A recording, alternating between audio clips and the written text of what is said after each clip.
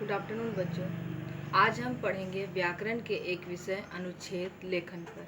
अनुच्छेद लेखन वह होता है जिसे निबंध को संक्षिप्त करके बताना। निबंध आप पहले पढ़ चुके हैं, इसलिए मैं निबंध के उदाहरण देकर बताना चाहती हूँ कि निबंध जिसको आप विस्तार रूप से बताते हैं उसको और बेहतर फैला कर विस्तार रूप से बताना निबंध कहलाता है, और उसी निबंध को संक्षिप्त करके बताना अनुच्छेद लेखन कहलाता है। किसी भी चीज़ का संक्षिप्त करके बताना निबंध, किसी भी विषय को संक्षिप्त करके बताना अनुच्छेद लेखन कहलाता है। आपने अपने बुक में पढ़ा है अनुच्छेद लेखन। जैसे आप अपने बुक में देखेंगे, इसमें एक टॉपिक दिया हुआ है, आप ये देख सकते हैं, पर्यावरण संरक्षण। यहाँ पर पर्यावरण के बारे में बताया गया है। इसी को अगर आप निबंध के तौर पे लिखते हैं तो 200-300 शब्दों में लिख सकते हैं, लेकिन उसी को अगर अनुच्छेद लेखन में लिखने बोला गया आपको, तो इसी को आप 100 से 150 शब्दों के बीच में लिखते हैं। इसकी भाषा सरल होनी चाहिए, संक्षिप्त होनी चाहिए, और इसमें सारा जो आप विषय बताना चाहते हैं उससे संबंधित जो बातें बताना चाहते हैं वो एक से 100 से 150 शब्दों में हो जाना चाहिए। तो आप एक विषय लिखेंगे अनुच्छेद लेखन। देखिए,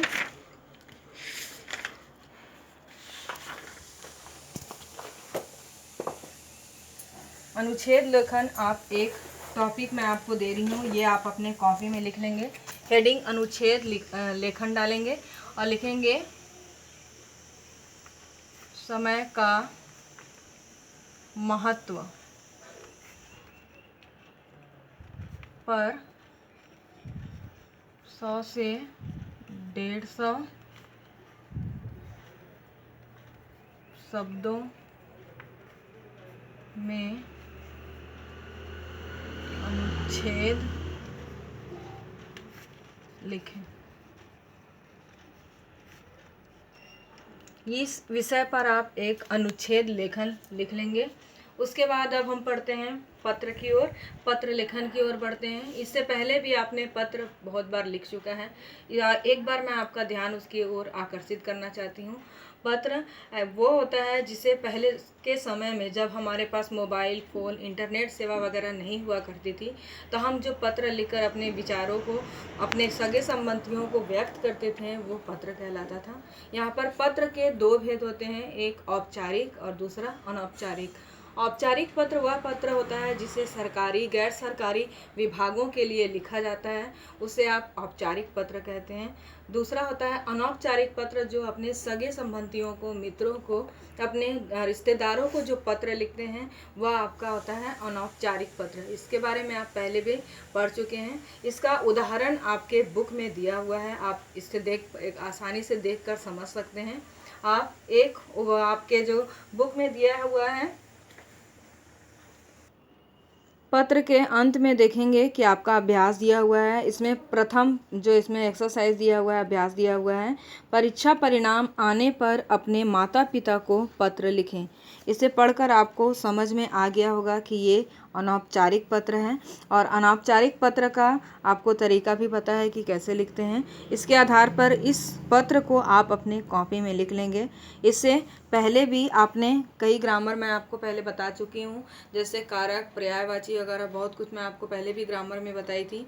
तो मैंने पहले भी बताया था कि आप हिंदी कॉपी को 2 भाग में डिवाइड करेंगे। सभी को बहुत समस्या हो रही है, इसलिए मैं दोबारा यह बताना चाहती हूँ कि हिंदी कॉपी को 2 भागों में बांट लेंगे। इसके शुरुआत में लिटरेचर जो 1 से 4 तक मैं पाठ पढ़ाई हूँ उसके प्रश्न उत्तर लिखेंगे, और दूसरे भाग में आप ग्रामर लिखेंगे। ग्रामर में जो एक्सरसाइज में पहले कारक वगैरह बता चुकी हूँ वो लिखेंगे, और उसके बाद पत्र लिखेंगे। पत्र हेडिंग डाल के पहले आप अनुच्छेद लेखन हेडिंग डालेंगे और समय का महत्व पर अनुच्छेद लेखन लिखेंगे, और दूसरा आप पत्र लिखेंगे, और पत्र में या परीक्षा परिणाम आने पर अपने माता पिता को पत्र लिखिए, यह एक पत्र लिखेंगे। इसके बाद अगला ग्रामर देखते हैं हम। हमारा अगला विषय है निबंध लेखन पर। निबंध लेखन आपको एक टॉपिक मैं दे रही हूँ, वो आप अपने कॉपी में लिखेंगे। देख लीजिए पहले, कोरोना वायरस के दौरान हुए लॉकडाउन के अनुभव पर 200 से 250 शब्दों में निबंध लिखें। ये तो आप अनुभव कर रहे हैं, इसके दौरान आपको कैसी कठिनाइयाँ हुई, क्या क्या हुआ, इस अनुभव को आपको एक निबंध के रूप में लिखना है। निबंध 200 से 250 शब्दों के आप बीच में लिखेंगे। इसके बाद हम पढ़ते हैं, आगे बढ़ते हैं अपठित पद्यांश की ओर। अपठित पद्यांश आपको पता है कि आप पहले भी कर चुके हैं, एक ऐसी कविता जिसे आप पहले नहीं पढ़े हों, अपठित पद्यांश कहलाता है। इस पर दो पंक्तियां जैसे आप अपने अभ्यास में देख सकते हैं, इसमें दो पंक्तियां दी हुई है। हम पक्षी उन्मुक्त गगन के पिंजर बंद न गा पाएंगे, कनक तीलियों से टकराकर पुलकित पंख टूट जाएंगे। हम बहता जल पीने वाले मर जाएंगे भूखे प्यासे, कहीं भली है कटुक निबोरी कनक कटोरी की मैदे से। यहाँ पर ये दो दिया हुआ है, इस पर चाहे तो मैं कुछ प्रश्न बनाकर रखी हूँ, आप इन प्रश्नों को लिख सकते हैं, नहीं तो आप इससे कोई 5 प्रश्न बना के खुद से और उसके उत्तर लिखेंगे। पहले ये पंक्ति पूरा 2 पंक्ति आप अपने कॉपी में लिखेंगे और उसके बाद इससे संबंधित 5 प्रश्न लिख लेंगे। और नहीं तो मैं जो लिखवाई हूँ वो भी आप लिख सकते हैं, जैसे पक्षी कहाँ रहना चाहते हैं, कहाँ रहना चाहते हैं आप इसको पढ़ के समझ सकते हैं। दूसरा है पंख कैसे टूट जाएंगे, दूसरा प्रश्न। तीसरा है पक्षियों को क्या खाना और पीना पसंद है। चौथा होगा पद्यांश का शीर्षक लिखें। और पांचवा होगा गगन के 2 पर्यायवाची शब्द लिखें। ये 5 प्रश्न आप लिख लेंगे और उसके उत्तर आप अपनी कॉपी में लिख लेंगे। इसके बाद हम बढ़ते हैं आगे अपठित पद्यांश की ओर।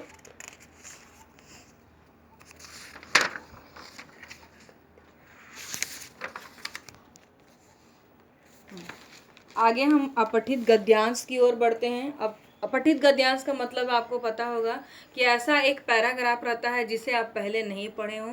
ये एग्ज़ाम में 5 मार्क्स का आता है, तो इसे पढ़ करके आपको वहीं पढ़ करके और उसके प्रश्नों के उत्तर वहीं लिखने होते हैं।